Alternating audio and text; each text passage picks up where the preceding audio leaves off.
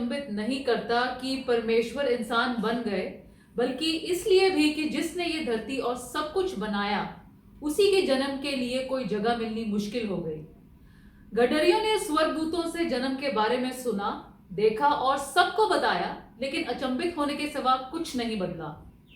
नजूमी दूर देशों से उस चमकते तारे की दिशा में आ गए, पर यरूशलेम में अंधेरा ही रहा। क्या आज हमारे मन से अंधेरा समाप्त करने के लिए हम तैयार हैं? आज हम इसी विषय पर बात करेंगे। पहले सुनते हैं परमेश्वर का वचन। परमेश्वर का वचन हमने संत लूका की इंजील उसका दूसरा अध्याय उसकी पहली आयत से लिया है। यहाँ इस प्रकार लिखा है, उन दिनों में अगस्तुस कैसर की ओर से आज्ञा निकली कि सारे जगत के लोगों के नाम लिखे जाएं। यह पहली नाम लिखाई उस समय हुई जब क्विरिनियस सीरिया का हाकिम था। सब लोग नाम लिखवाने के लिए अपने अपने नगर को गए। अतः यूसुफ भी, इसलिए कि वह दाऊद के घराने और वंश का था, गलील के नासरत नगर से यहूदिया में दाऊद के नगर बैतलहम को गया कि अपनी मंगेतर मरियम के साथ जो गर्भवती थी नाम लिखवाए। उनके वहां रहते हुए उसके जन्ने के दिन पूरे हुए और वह अपना पहलौठा पुत्र जनी और उसे कपड़े में लपेटकर चरनी में रखा, क्योंकि उनके लिए सराय में जगह न थी। परमेश्वर के वचन को पढ़े और सुने जाने से आशीष हो। आमीन। बैतलहम के गडरिये प्रभु यीशु को एक चरनी में देखते हैं, फिर सब लोगों को इसका संदेश भी देते हैं। इस बात का हमारे लिए क्या महत्व है?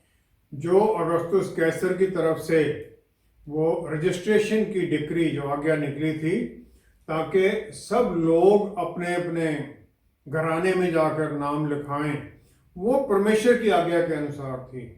और मरियम का बैतलहम जाना परमेश्वर द्वारा 700 साल पहले ही निश्चित कर दिया गया था। मीका नबी ने 5वें अध्याय की दूसरी आयत में इसके बारे में लिखा है। वो कहते हैं, दूसरी आयत, हे बैतलहम एप्राथा, यदि तू ऐसा छोटा है कि यहूदा के हजारों में गिना नहीं जाता, तो भी तुझ में से मेरे लिए एक पुरुष निकलेगा जो इजरायलियों में प्रभुता करने वाला होगा, और उसका निकलना प्राचीन काल से वरन अनादि काल से होता आया है। वो अनादि काल से होता आया है, he is from eternity.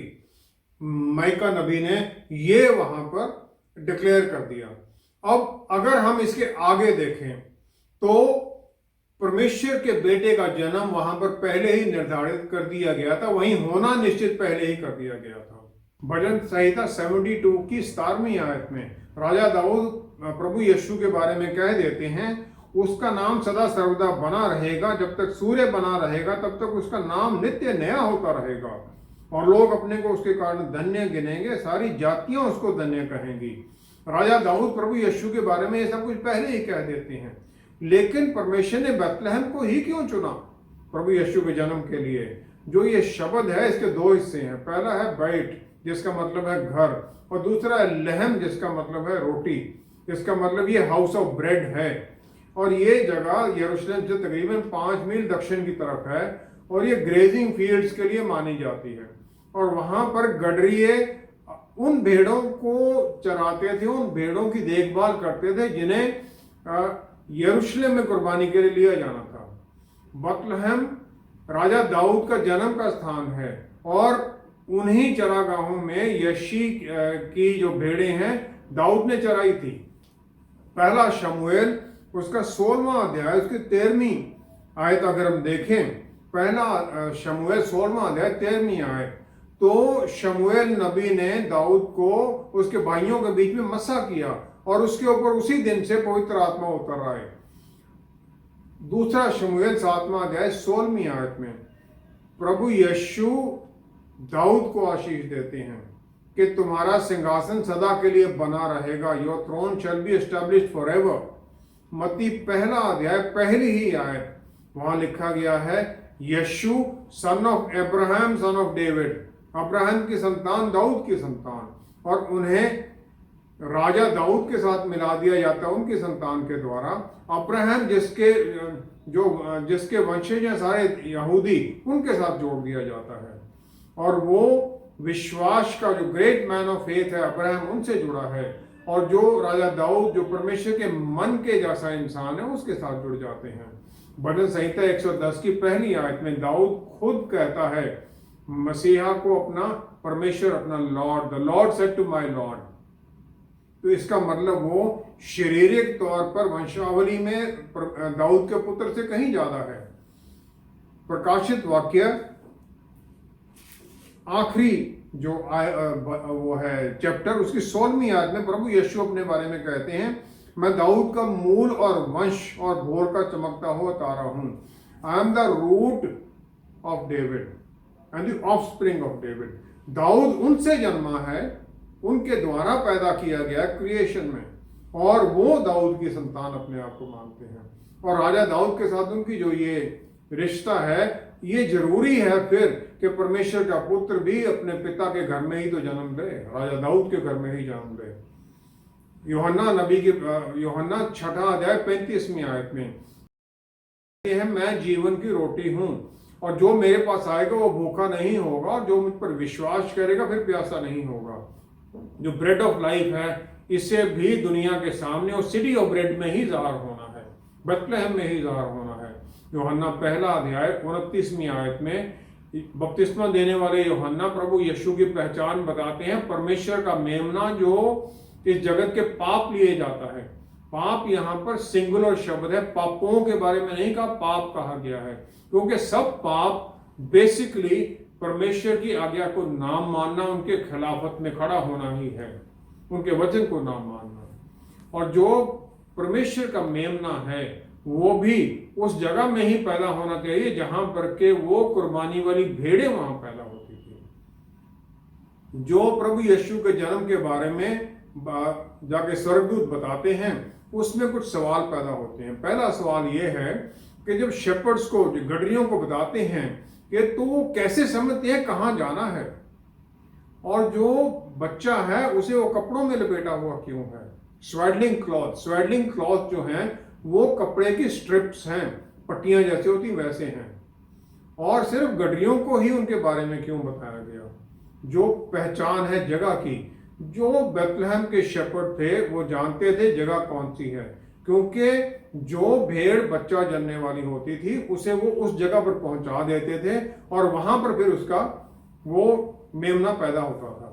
Levy व्यवस्था 22वां अध्याय उसकी 19-22वीं आयत में देखें तो वहां लिखा है, यहाँ लिखा है, अपने निमित्त ग्रहण योग्य ठहरने के लिए बैलों या भेड़ों या बकरियों में से निर्दोष नर चढ़ाया जाए, जिसमें कोई भी दोष ना हो, ब्लेमिश नहीं होना चाहिए।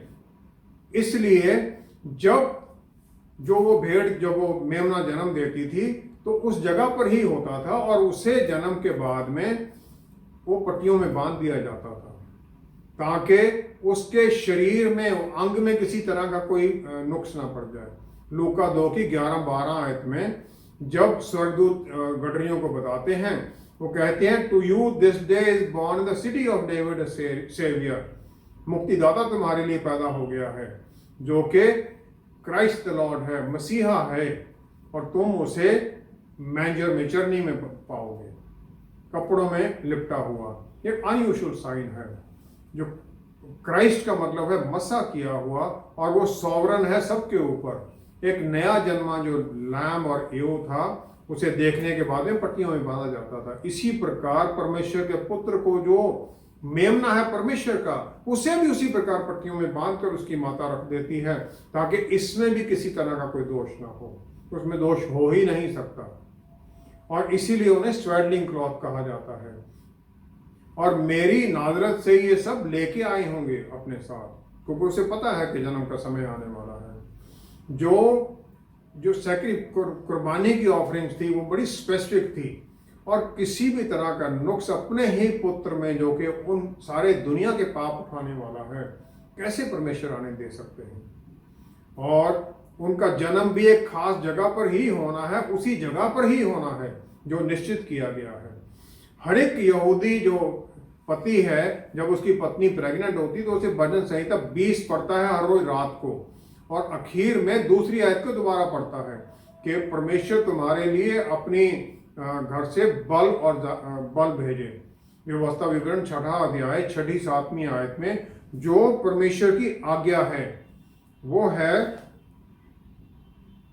मैं आज्ञाएं जो मैं आज तुझको सुनाता हूँ वे तेरे मन में बनी रहे और तू इन्हें अपने बाल बच्चों को समझाकर सिखाया करना और घर में बैठे मार्ग पर चलते लेटते उठते इनकी चर्चा किया करना।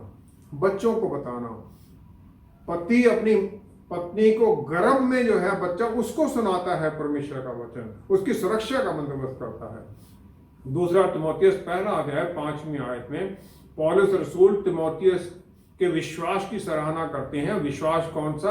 जो उसकी दादी लुई में था, उसकी माता यूनिस में था, क्योंकि उन्होंने उसे पास ऑन कर दिया था। लूका दूसरा अध्याय 15 से 19वीं आयत में स्वर्गदूत ने जब वो संदेश दिया गडरियों को तो उन्होंने क्या रिएक्ट किया? वो देखने चले गए कि क्या हुआ है। देखने के बाद में उन्होंने सब लोगों को बता दिया, लेकिन बेथलेहम के लोगों के साथ क्या हुआ उन्होंने वो सुना, उसके बाद में भूल गए। लेकिन मरियम ने सब बातें अपने मन में बसा रखी और उन पर विचार करती रही। She heard, remembered and meditated upon that in her heart। जो कुछ भी मरियम को बताया गया उसने अपने मन में बसा लिया। क्या हम जो हमें बताया जाता है, चर्च में हम गए क्रिसमस के लिए, क्या हमने वो अपने मन में बसाया? क्या हमने उनके लिए जगह बनाई अपने मन में? अगर हमने ये जगह नहीं बनाई है तो फिर प्रभु यीशु का जन्म हमारे लिए कुछ मतलब का नहीं रह जाता है। नए साल में हम इसके ऊपर ज्यादा जोर दें कि हमारे मन में उनके लिए जगह हो, हमारे मन में आकर बस जाए। लेकिन इन सब का एक विश्वासी के जीवन में क्या महत्व है और हमें इन डिटेल्स या इन बातों से क्या सीखना है? लूका 18:28 के अनुसार चेलों ने प्रभु यीशु की बुलाहट को सुना और सब कुछ छोड़ के उनके पीछे हो लिए, और फिर उन्होंने वो 3.5 साल की मिनिस्ट्री में प्रभु के साथ उनके सब बातों को सुना और जो उन्होंने किया वो सब उन्होंने देखा भी। लेकिन चेले शायद प्रभु यीशु के साथ हुए क्योंकि उनके मन में शायद एक पीछे ये भी विचार चल रहा होगा कि ये रोमियों के राज्य को खत्म करके यहूदियों का राज्य स्थापित करेंगे और हमें इसमें फिर अच्छी एक पोजीशन मिलने का चांस है। प्रेरितों की पुस्तक पहला अध्याय 6वीं आयत में प्रभु यीशु के जी उठने के बाद भी वो उनसे यही पूछते हैं कि अभी आप राज्य स्थापित करोगे?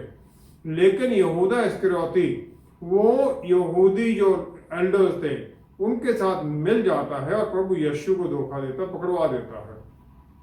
क्योंकि जब उसे पता चलता है प्रभु यीशु जो बताते हैं कि परमेश्वर के पुत्र को मृत्यु प्राप्त करनी है, और जब वो देखता है कि कोई राज्य स्थापित नहीं हो रहा है, शायद इसलिए वो निकल जाता है। मत्ती की पुस्तक इंजील 12वां अध्याय 23-24वीं आयत में फरीसी जो थे उन्होंने प्रभु यीशु को ये एलिगेशन लगा दिया कि ये तो दुष्ट आत्माओं के सरदार बाल जबूल की सहायता के बिना दुष्ट आत्माओं को नहीं निकालता है, मतलब ये सैटन के साथ कोलैबोरेट करके काम कर रहे हैं। और उन्होंने प्रभु यीशु को अपना लॉर्ड मानने से इनकार कर दिया। मत्ती 12:14 में उन्होंने सिर्फ प्रभु यीशु को रिजेक्ट ही नहीं कर दिया, लेकिन वो प्लान करने लगे कि इन्हें कैसे मारा जाए, और फिर उन्होंने आखिर में उन्हें क्रूसीफाई कर दिया। आदम को भी ऐसी ऊंची पोजीशन नहीं मिली थी जो हमें मिली है, क्योंकि हम परमेश्वर के परिवार का हिस्सा बना दिए गए हैं। आदम परमेश्वर के परिवार का हिस्सा नहीं था। लोग कहते हैं कि अगर लोगों को जानना है, इंसानियत को समझना है तो इंसान को जानो, लेकिन एक्चुअली जो है जो परमेश्वर के चुने हुए लोग हैं उनकी पहचान परमेश्वर के नाम में है, उनकी नेचर, उनकी प्रकृति में है और उनकी इंडिविजुअलिटी में है। परमेश्वर का उनके गुण उनके अंदर है, उनकी जो टीचिंग उनके अनुसार है और उनके कामों के अनुसार है, और ये सब कुछ उनकी बुलाहट की तरफ इशारा करते हैं, और जो कि एक विश्वासी का अल्टीमेट डेस्टिनी है उसकी तरफ इशारा करते हैं। अपने आप को जानना है अगर हमें, तो हमें परमेश्वर को जानना पड़ेगा, क्योंकि हमें उसके उनकी अक्सर रूप में बनाया गया है। अफसियों की पुस्तक पहला अध्याय उसकी 17वीं 18वीं आयत में अगर हम देखें तो तुम्हारे मन की आंखें ज्योतिर्मय हों और तुम जान लो कि उसकी बुलाहट की आशा क्या है और पवित्र लोगों में उसकी मिरास की महिमा का धन कैसा है। उसकी बुलाहट का मतलब क्या है? तुम्हारी मन की आंखें खुल जाएं और जो स्पिरिट ऑफ विजडम है, बुलाहट की आशा, जान लो, समझो स्पिरिट ऑफ विजडम के अनुसार, और फिर उनके बारे में उन्होंने क्या हमारे लिए निश्चित किया है उसको हम समझें। जो आशा है उस बुलाहट में, बहुत लोग हैं उनके मन की कोई आंखें है ही नहीं, वो कुछ जानना ही नहीं चाहते, परमेश्वर के बारे में समझना ही नहीं चाहते, और परमेश्वर की इच्छा हमारे लिए क्या है वो जानना ही नहीं चाहते। जब हम ये समझ लेते हैं कि उनकी महिमा की रोशनी क्या है, वो महिमा में मिरास क्या है, और जो उनका मिरास संतों में है, हम विश्वासियों में परमेश्वर अपनी इनहेरिटेंस देखते हैं, और हमें परमेश्वर इतना प्रेशियस, इतना मूल्यवान समझते हैं कि वो हमें अपना मानते हैं, अपना मिरास समझते हैं, जबकि हम उनमें अपनी मिरास को ढूंढते हैं। व्यवस्था विवरण 32वां अध्याय 9वीं आयत में परमेश्वर कहते हैं, यहोवा परमेश्वर के उनके लोग याकूब ही उनकी मिरास है। जब हम उनकी मिरास है, उनका पोर्शन है, तो कितना वो कोशिश करेंगे कि हमें वो ध्यान दें, हमें संभालें और हमारी हर तरह से भलाई हो। उनकी मिरास में परमेश्वर अपना प्यार इन्वेस्ट करते हैं, उनकी विजडम, उसकी रिचेस वो इन्वेस्ट करते हैं, उनकी महिमा इन्वेस्ट कर देते हैं, और सबसे जो बहुमूल्य इन्वेस्टमेंट है वो उन्हें पुत्र को इन्वेस्ट कर देते हैं हमारे अंदर। उनके लिए बैतलहम में कोई जगह नहीं थी कि प्रभु यीशु वहां जन्म ले सकें, और ना ही लोगों के मनों में ये उनके लिए जगह है। और वो यूहन्ना 1:11 के अनुसार वो अपनों में आए, लेकिन उनके अपनों ने ही उन्हें रिसीव नहीं किया, तिरस्कार कर दिया। लूका 15 की 14-5वीं आयत में वो पैराबल बताते हैं, 100 में से एक भेड़ गुम हो जाती है, उसे वो ढूंढने जाते हैं, जो मिल जाती है अपने कंधों पर उठाकर उसे आनंद मनाते हुए आते हैं। यशायाह नबी की पुस्तक 1 अध्याय 11वीं आयत में परमेश्वर यहोवा कहते हैं कि मैं तुम्हारी गिफ्ट्स या ऑफरिंग्स को नहीं चाहता, मैं तो तुम्हारे मन में जगह चाहता हूं, तुम्हारे प्यार को देखना चाहता हूं। खोई हुई भेड़ को भी वो ढूंढते हैं, हमसे वो चाहते क्या है? परमेश्वर सिर्फ हमारे मन में जगह चाहते हैं। प्रकाशित वाक्य 3 अध्याय 20वीं आयत, ये सब जानते हैं। यहां लिखा है 3 अध्याय 20 आयत, देख मैं द्वार पर खड़ा हुआ खटखटाता हूं, यदि कोई मेरा शब्द सुनकर द्वार खोलेगा तो मैं उसके पास भीतर जाकर उसके साथ भोजन करूंगा और वो मेरे साथ। द्वार खटखटाते हैं। आज भी परमेश्वर अपने विश्वासियों के मनों में आना चाहते हैं। जो द्वार खोलेगा वो उनके साथ वो आत्मिक भोजन और स्वर्गीय मन्ना उनके साथ शेयर करना चाहते हैं, ताकि वो उन्हें फिर विश्वासी को अपनी मिरास बना ले, अपनी इनहेरिटेंस बना लें।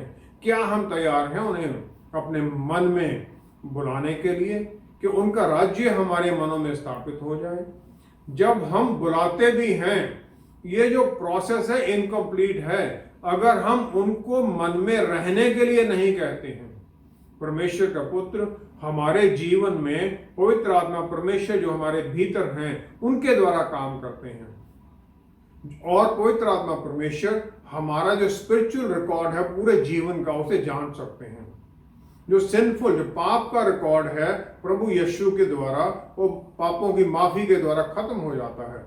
लेकिन जो उनके प्यार के अनुसार जो हम काम करते हैं उसका रिकॉर्ड तो बना रहता है, और जो ये बदलाव हमारे जीवन में चलता रहता है उसका रिकॉर्ड भी बना रहता है। जो स्वर्ग राज्य के लिए हम धन्यवाद करने के लिए काम करते हैं, उनके प्यार को जाहिर दूसरों पर करते हैं, उनके अनुग्रह और दया के बारे में लोगों को बताते हैं, वो रिकॉर्ड बना रहता है। और ये जो प्रोसेस है बदलाव का, कि हमें बदला जाए दिन प्रतिदिन उनकी मिरास में पूरा उतरने के लिए, ये चलता रहता है। लेकिन हमें इसके लिए उन्हें करने देना जरूरी है। We have to let him do this. अगर हम उन्हें रोक देंगे तो फिर हो ही नहीं सकता ये। पौलुस रसूल ने हमें मन की आंखें खोलने और परमेश्वर की मिरास या इनहेरिटेंस कह दिया। हम ये प्राप्त कैसे करते हैं? रोमियो के पुस्तक उसका 8वां अध्याय उसकी 29वीं आयत में जो भी हमारे अंदर बदलाव होते हैं, आत्मिक बदलाव, वो परमेश्वर की तरफ होते हैं, परमेश्वर की तरफ से होते हैं। यहाँ ये लिखा है 29वीं आयत, क्योंकि जिन्हें उसने पहले से जान लिया है उसे पहले से ठहराया भी है कि उसके पुत्र के स्वरूप में हो, ताकि वह बहुत भाइयों में पहलौठा ठहरे। वो बहुत भाइयों में हम उनके परिवार का हिस्सा बन जाते हैं, भाई बन जाते हैं, ताकि हम फिर उनके अक्सर रूप में बदलते जाएं। चर्च के किसी लीडर के रूप में हमें बदलना नहीं है।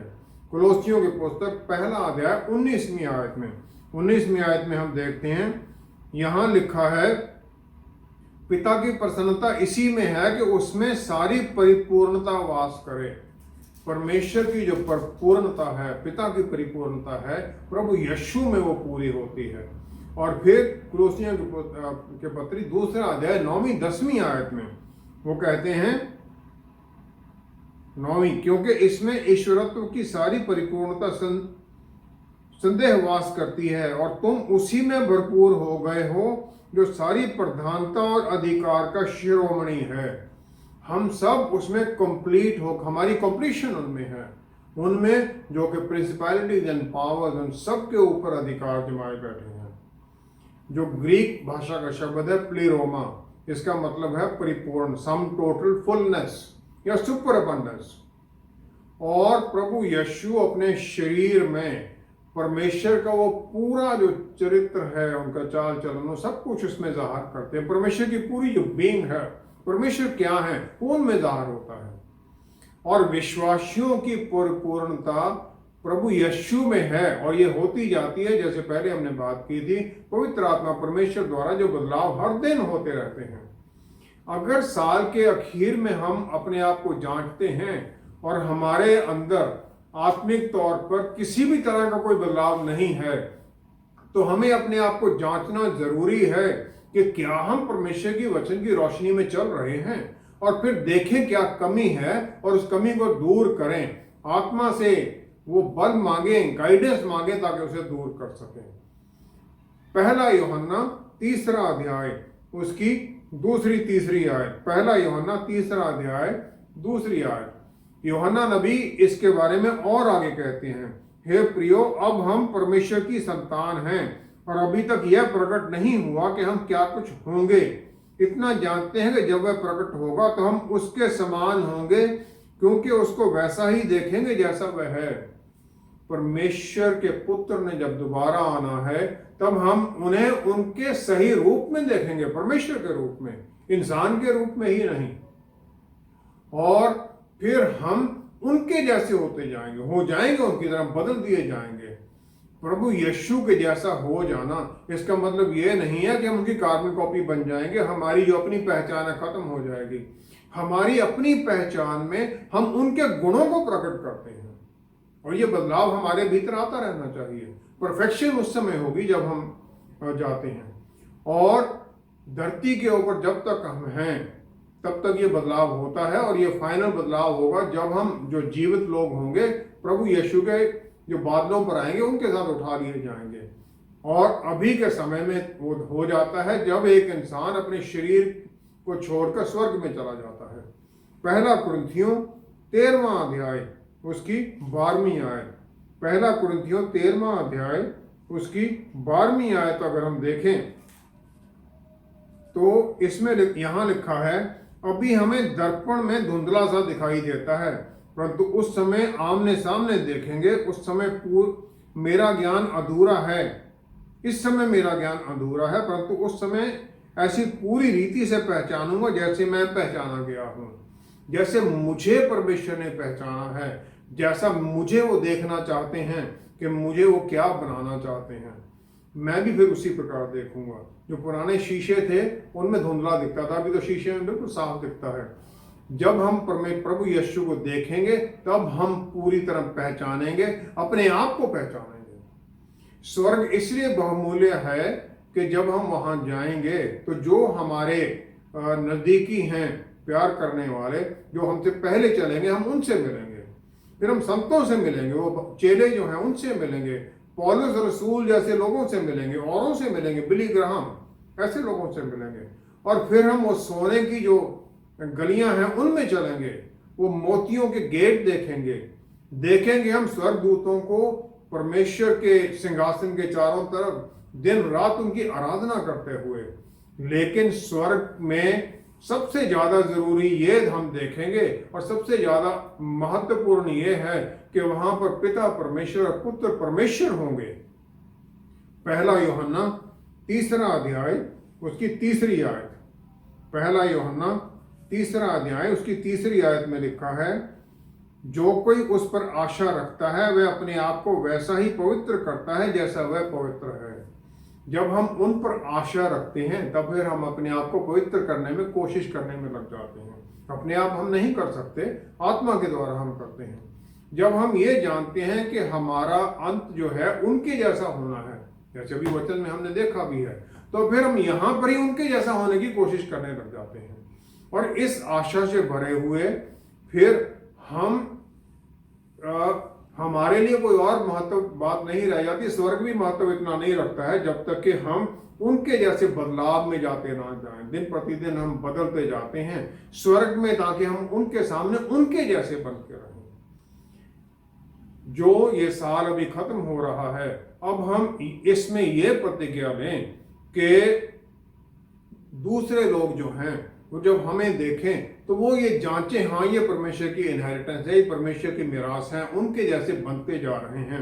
प्रभु यीशु का जीवन हमारे भीतर में दिखाई दे और फिर हम परमेश्वर की मिरास बने, शैतान की मिरास ना बने, डेविल की इनहेरिटेंस, सैटन की इनहेरिटेंस ना बने हम।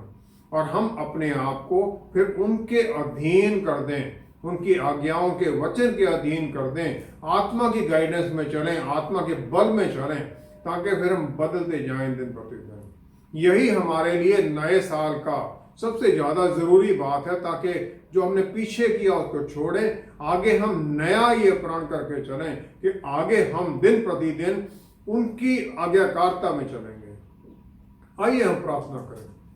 पिता परमेश्वर, हम धन्यवाद करते हैं आपकी हर आशीष के लिए। आपने चुना, हमें आशीषें दी, दिन प्रतिदिन बदलते हो, और सबसे बड़ा जो हम समझ भी नहीं सकते, आप हमें अपनी मिरास समझते हैं, इतने बहुमूल्य मानते हैं आप हमें। हम आपका धन्यवाद करते हैं। अपने आप में हम उस पवित्रता की तरफ आपके जैसे नहीं बन सकते। प्रभु यीशु, पवित्र आत्मा परमेश्वर द्वारा दिन प्रतिदिन हमें बदलिए। जो आने वाला साल है, इस सारे साल में फिर हम और हमारे जीवन में, दुनिया में, हम दिन प्रतिदिन प्रभु आपके गुणों को जाहिर करें दूसरों के आगे। दूसरे फिर हमारे जीवन में आपको देखें, आपको जाने हमारे जीवन के द्वारा, ताकि फिर वो भी वचन के अधीनगी में, वचन की रोशनी में आए, ताकि हम भी फिर अपने जीवन के द्वारा रूहों को बचाने में आगे बढ़ें, सक्सेसफुल हों, आपको महिमा मिले, हमारे जीवन के द्वारा आपको महिमा मिले। हमारे इस नए साल के लिए हमें आशीषित कीजिए, उस भरपूरी के जीवन के लिए प्रभु यीशु। हम आपका धन्यवाद करते हैं पिता परमेश्वर, हमारी प्रार्थना को सुनने और स्वीकार करने के लिए, क्योंकि ये सब कुछ हम आपके प्यारे बेटे प्रभु यीशु के पवित्र नाम में मांगते और पा लेते हैं। आमीन, आमीन, आमीन। टावर ऑफ बैबल के प्रयत्न से लेकर इंसान सदा ही अपने बल से परमेश्वर को प्राप्त करना चाहता है, जबकि परमेश्वर के सामने झुकने से ये आशीष हमें विश्वास द्वारा बिना यत्न के मिलती है। आप सबको आने वाले नए साल की शुभकामनाएं। हम प्रार्थना करते हैं कि ये साल आपके जीवन में अद्भुत खुशियों से भरा हुआ हो। हमारे साथ दोबारा जुड़ने के लिए आपका बहुत बहुत धन्यवाद। Until next time, stay blessed. Shalom.